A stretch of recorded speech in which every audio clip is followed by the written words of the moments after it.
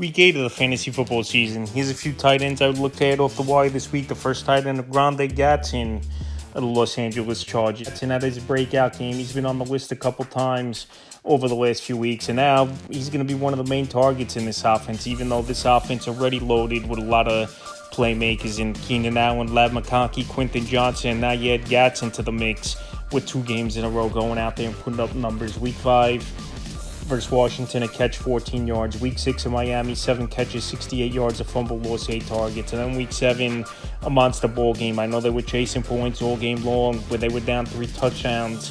At one point was this Charger team versus the Indianapolis Colts, with 7 catches, 164 receiving yards, and a touchdown on 9 targets. So this week, a middle-of-the-pack matchup versus the Minnesota Vikings for Gatson. He's a big athlete that could go out there and make plays.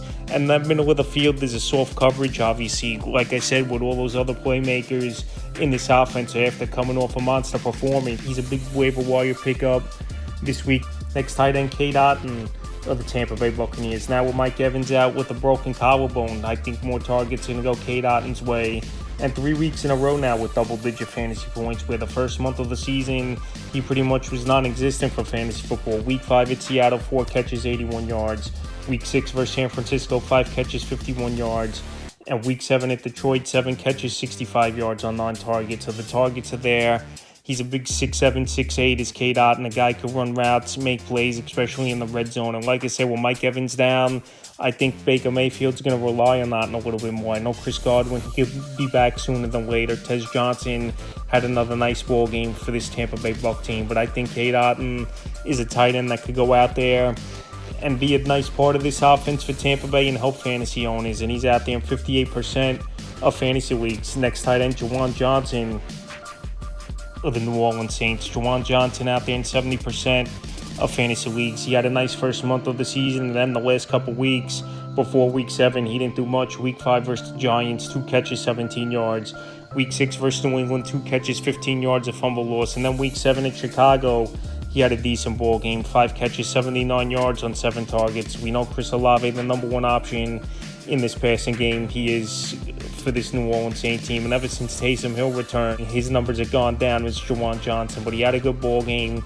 The matchup here in Week 8 versus Tampa, they give up the 14th most fantasy points to tight ends on the season, and Juwan Johnson, he's a big target. He could go out there and make plays, and I think this week here, Johnson versus Tampa Bay could be a fringe option for fantasy owners. Next tight end, Dalton Schultz of the Houston Texans. Schultz had his best game of the season on Monday Night Football at the Seattle Seahawks. 9 catches, 98 yards on that one. And now with Nico Collins possibly out in the upcoming week, where he's in concussion protocol after getting banged up in that ball game at Seattle, more opportunities are going to come Schultz's way in 3 games in a row, or 8 or more fantasy points in PPR league. Week 4 versus Tennessee, 5 catches, 30 yards. Week 5 at Baltimore, 5 catches, 60 yards. And then Week 7 at Seattle, like I said, 9 catches, 98 yards on 10 targets. So like I said, he's a big target tight end. He had some good seasons with the Dallas Cowboys many years ago, was Dalton Schultz. But he's a guy that can run routes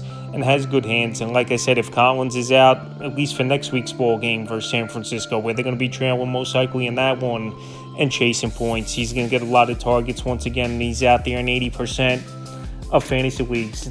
Next tight end, Theo Johnson of the New York Giants. Theo Johnson, he's arguably been 1 and 2 option all season long in this offense for this New York Giant team. So Theo Johnson, he's a tight end that could make plays in the red zone. He's had a knack for the end zone as well over the last few weeks. I know last week was fluky at the Broncos, where it bounced off Wendell Robinson, he caught it, and then took it to the end zone for a touchdown. So the last few weeks for Theo Johnson, 3 out of 4 games, double-digit fantasy points since Jackson Dart entered the starting lineup. Week 4 versus the Chargers, 3 catches, 17 yards, touchdown. Week 5 at the Saints, 6 catches, 33 yards, 2 touchdowns. Week 6 versus Philly, 2 catches, 27 yards.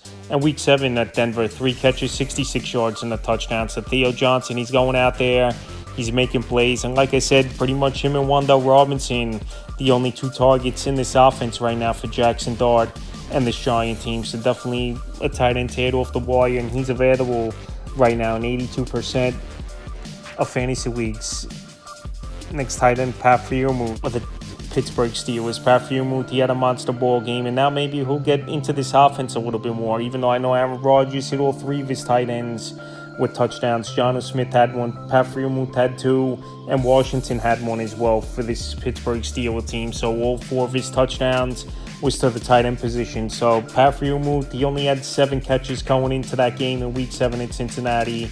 And then he went out there with the monster game, 5 catches, 111 yards, and 2 touchdowns on 6 targets. So this week, matchup with the Packers coming in, Sunday Night Football. Packers give up the 3rd most fantasy points to tight ends on the season. And Freiermuth, he could be a nice option for this offense. They really don't have a number 2 guy in the passing game.